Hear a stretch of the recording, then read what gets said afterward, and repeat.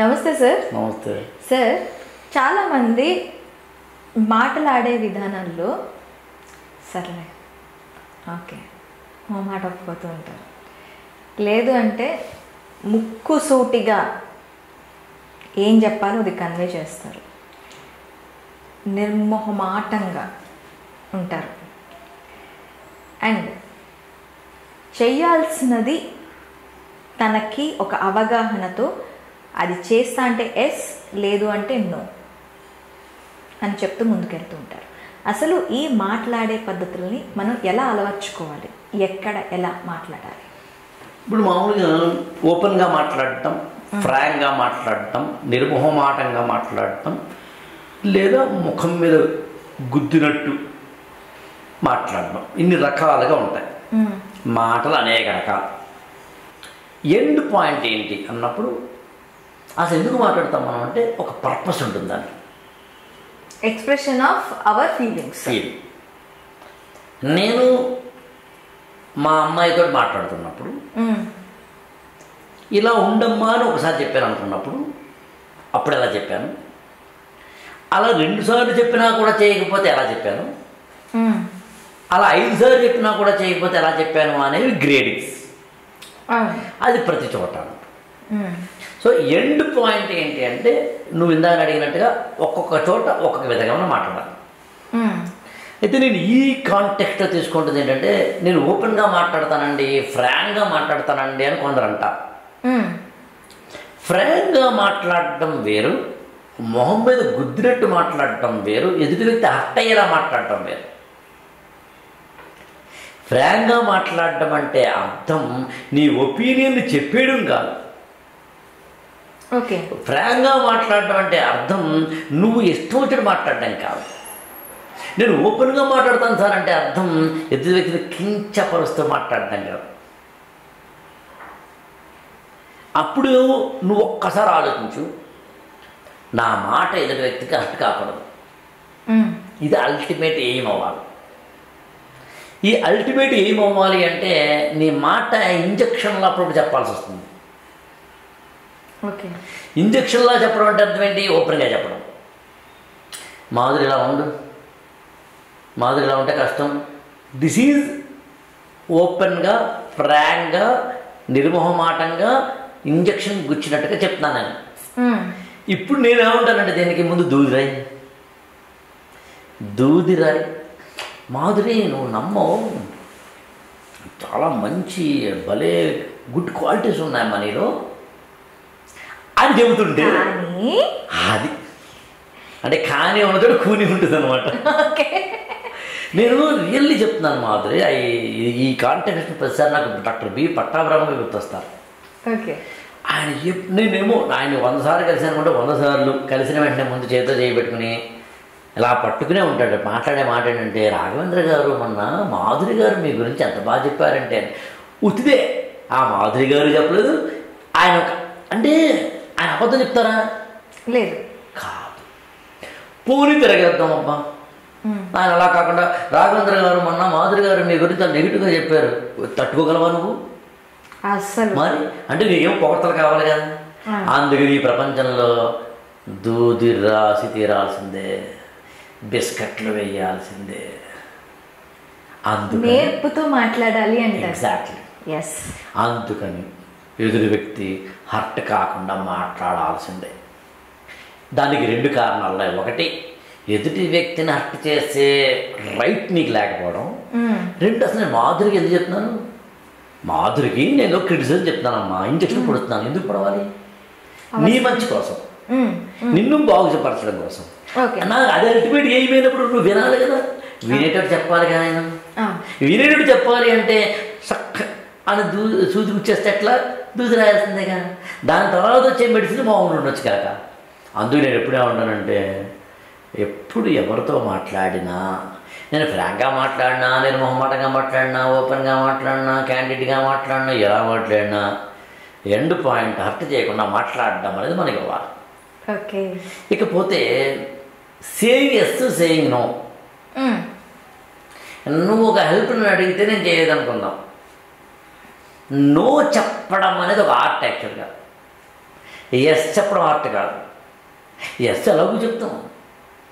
నువ్వు చెయ్యలేని దాన్ని అవతల వ్యక్తి అడిగితే ఆ అవతల వ్యక్తి అడిగాడు కాబట్టి మొహమాట పడి ఎస్ అనడమే కదా మొత్తం దానికి లాజిక్.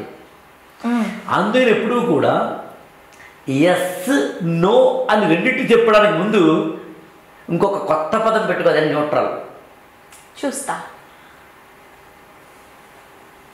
చూస్తాను. నేనైతే ఉంటానంటే యాక్చువల్గా నువ్వు చెప్తే ఆశ్చర్యపోతావు. మామూలుగా వాట్సాప్లో మెసేజ్ వస్తుంది, సార్ ఇలాగా పలానా ప్రోగ్రామ్ XYZ పలానా రావాలి సార్ పాడ్కాస్ట్ అని ఎగ్జాంపుల్ చెప్తాను. అది చదివిన వెంటనే ఎస్ఓ నో ఆల్ రైటో మరొకటి చెప్పకుండా ఉండడమే స్థితప్రజ్ఞత అంటే నా దృష్టిలో. ఓకే, మీటికి వచ్చాను, భోజనం పెట్టావు, బాగుందా సార్ అన్న వెంటనే ఎస్ఓ నో ఆల్ రైటో చెప్పకుండా ఉండడమే స్థితప్రజ్ఞత అంటే. ఓకే, అంటే ఏది చెప్పడానికి ముందైనా కానీ ఎస్ చెప్పాలన్నా నో చెప్పాలన్నా ముందు పాస్ తీసుకో. మేము ఐఏఎస్ ఇంటర్వ్యూలో చెప్తాం యాక్చువల్గా. క్వశ్చన్ వేశారు, వాళ్ళు వేసిన వెంటనే ఆన్సర్ ఇచ్చేయకు, ఆలోచించి. క్వశ్చన్ పేపర్ ఇచ్చారు, చదివిన వెంటనే ఏమో సిఓటి అని పెట్టకు, ఆలోచించాను. కూల్ బేబీ కూల్, ఆగు, వెయిట్ అండ్ సీ, తమాయించుకో, నిన్ను నువ్వు ఆలోచించుకో, నీతో నువ్వు సంభాషించుకో, దెన్ గివ్. అందుకని నో చెప్పడం అనే దానికన్నా ముందు నువ్వు చేయాల్సిన ప్రాక్టీస్ ఏంటంటే ఏది చెప్పకుండా ఉండడం. ఆ తర్వాత మెల్లగా నువ్వు చెప్పడానికి ఆలోచించు. దానికోసం ఇందాక నేను చెప్పినట్టుగా ఇది అయితే అలా అని చెప్పి ప్రతిసారి సాధ్యం కాదు. ఆ మాట కోసం ఏది ప్రతిసారి సాధ్యం కాదు. అది నేను ఒకసారి ఎక్కడ చెప్పినట్టు గుర్తు, కోపం వేరు, ఆగ్రహం వేరు, ధర్మాగ్రహం వేరు, ఆవేశం వేరు, క్రోధం వేరు.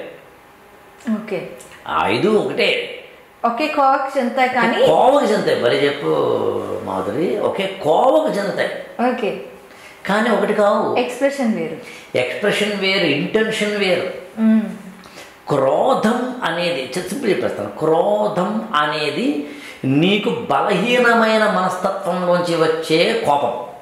ఓకే, అంటే నిన్ను బలహీనుడు చేస్తుంది. అకారణంగా వచ్చేది క్రోధం, అహంకారంలోంచి వచ్చేది క్రోధం. కోపము అంటే నీ యొక్క తెలియని మానసిక శారీరక అనారోగ్యాల నుంచి వచ్చేది కోపం.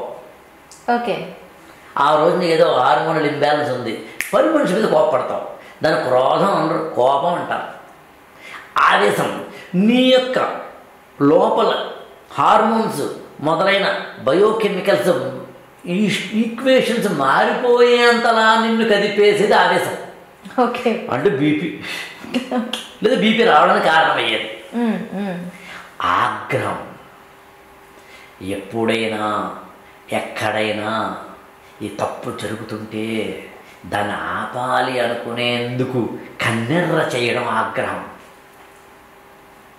పిల్లల మీద తల్లి, భార్య మీద భర్త లేదా భర్త మీద భార్య, అది ఆగ్రహానికి సంబంధించింది.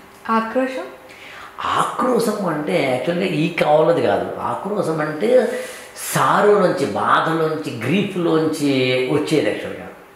ఆక్రోశం అంటే నువ్వు ఎదుగుతున్నావు అనే దాంట్లో వచ్చేది, నా ఏడుపులోంచి వచ్చేది అనమాట, అది ఆక్రోశం. ధర్మాగ్రహం అంటే ధర్మ నిబద్ధతకై నేను అవసరమైతే ఆయుధం పట్టేంతలా వెళ్ళడాన్ని ధర్మాగ్రహం అంటారు.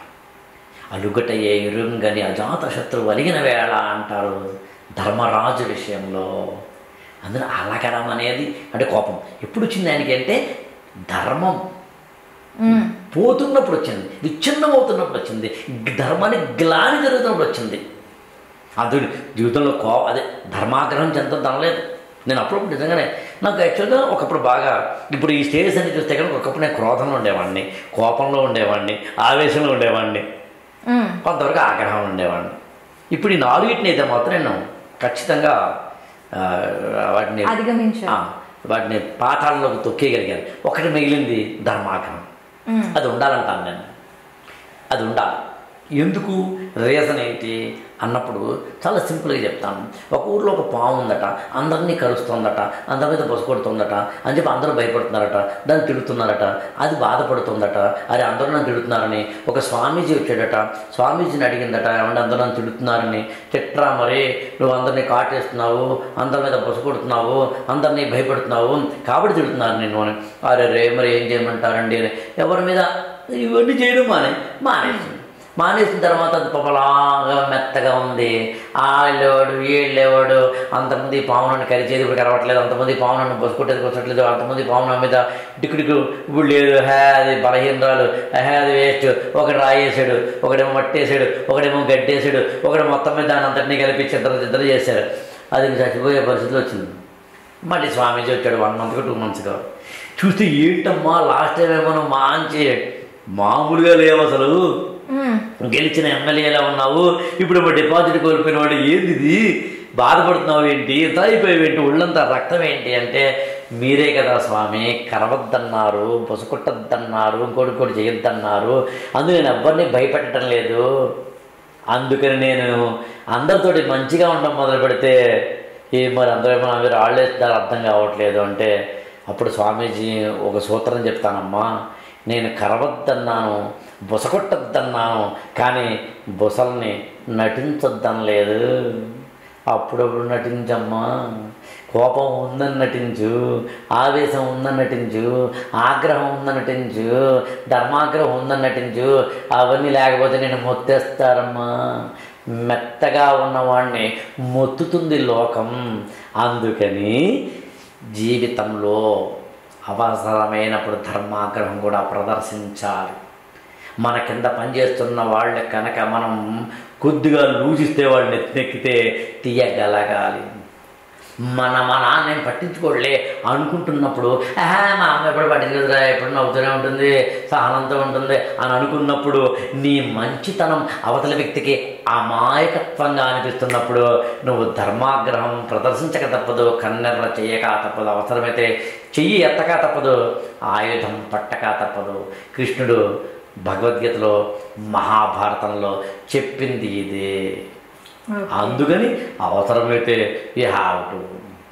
అలాగే ఈ ఆగ్రహాలకు సంబంధించి ఒక్క పాయింట్ చెప్తాను. అదేంటంటే, సాధారణంగా మనందరము ఉదయం నుంచి రాత్రి వరకు మనకే తెలియకుండా కోపంతో ఉంటాం, కూడదు. మనకే తెలియకుండా ఆవేశంతో ఉంటాం, కూడదు. అందుకని ఎప్పుడు కూడా కూల్గానే ఉండాలి. అందుకని ధర్మాగ్రహం అనేది ఎప్పుడు వస్తుంది, రావాలి అంటే ఎక్కడైనా ఘోరమైన తప్పిదం జరిగినప్పుడు, మిస్టేక్ జరిగినప్పుడు కాదు, బ్లండర్ జరిగినప్పుడు. Mistake we can rectify, but blunder we can't. Exactly. And మిస్టేక్కి డ్యామేజ్ తక్కువ, బ్లండర్కి ఎక్కువ. This is the difference. అది అర్థం చేసుకోగలిగి ఉండాలి. అలాగే కోపంలో మనకు తెలియకుండా మాట జారిపోతూ ఉంటాం, నోటిని అదుపులో పెట్టుకోవడం అనేది సాధ్యం కాదు.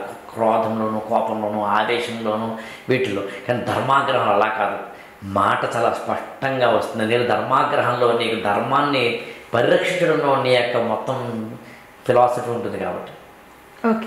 ఒక ఊర్లో ఒక చెట్టు ఉంది, చెట్టు మీద పక్షులు గూడు పెట్టుకున్నాయి, కోతులు ఆ ఊర్లో ఉన్నాయి. ఓ రోజు పెద్ద వర్షం వచ్చింది.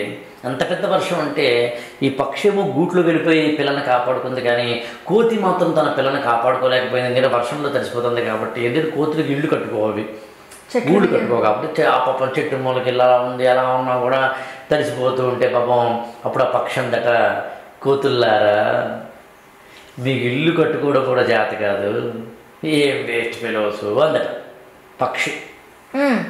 ఎందుకంటే తనకేమో మంచి గూడుంది, వర్షంతో కాపాడుకుంది, వాడికి లేదు కాబట్టి.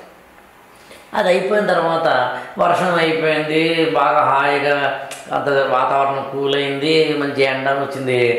అప్పుడు ఈ కోతులు అన్నాయట, మొన్న వర్షం వచ్చినప్పుడు రెచ్చిపోయిన ఓ మాట అన్నావు కదా, మాకు ఇల్లు వాకిలి లేవని, ఇప్పుడు చూపు ఏం చేస్తాం అని చెప్పి కోతులు ఈ కొమ్మ నుంచి ఆ కొమ్మ, ఆ కొమ్మ నుంచి ఈ కొమ్మ, ఈ కొమ్మ నుంచి ఆ కొమ్మ నుంచి ఈ కొమ్మకి తిరుగుతున్నాయట. అలా తిరుగుతుంటే ఏమవుతుంది, కొమ్మలు ఊగుతాయి, రెమ్మలు ఊగుతాయి, ఆకులు ఊగుతాయి, అలములు ఊగుతాయి. ఊగినప్పుడు ఏమవుతుంది, పక్షి గూడు చల్లా చెదరవుతుంది, చివర కింద పడుతున్నట. అందుకని ఏమన్నారంటే నీకు సిచ్యుయేషన్ బాగున్నప్పుడు నోరుని అదుపులో పెట్టుకోవాల్సిందే. ఇంకో రహస్యం కూడా చెప్పి ముగిస్తాను. అదేంటంటే 2 చోట్ల మాట్లాడొద్దన్నారు, మౌనం వహించమన్నారు, తక్కువ మాట్లాడమన్నారు. 1 నువ్వు ఓడిపోయినప్పుడు, 2 నువ్వు గెలిచినప్పుడు. మొదటిది 1 నువ్వు విషాదంలో ఉన్నప్పుడు, 2 నువ్వు అపరిమితమైన ఆనందంలో ఉన్నప్పుడు. అందుకని జీవితంలో నోటిని అదుపు పెట్టుకోవాలి, క్రోధాన్ని అదుపులో పెట్టుకోవాలి.